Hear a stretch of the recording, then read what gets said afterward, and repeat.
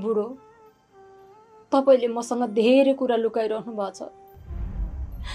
तपाईले जति कुरा लुकाउनुहुन्छ नि त्यति नै मेरो डर बढ्दै जान्छ, मन आत्तिन्छ। भन्नु न, यो घाउ के गरेर भयो?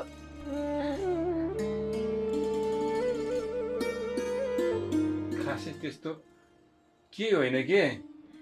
त्यस्तो केही होइन भने यो यो यो चाहिँ के हो के? यो के हो?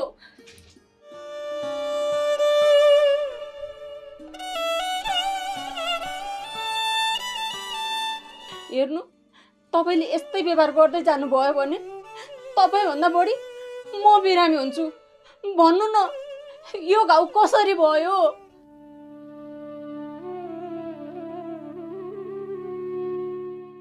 भन्नु न, के भयो तपाईलाई? तपाई त छोरा मान्छे, जति पीडा भए पनि दबाएर राख्नुहुन्छ। हामी केटी मान्छेलाई कति मुटु पोल्छ तपाईलाई के थाहा? भन्नु न बिन्ती, यो घाउ कसरी भयो?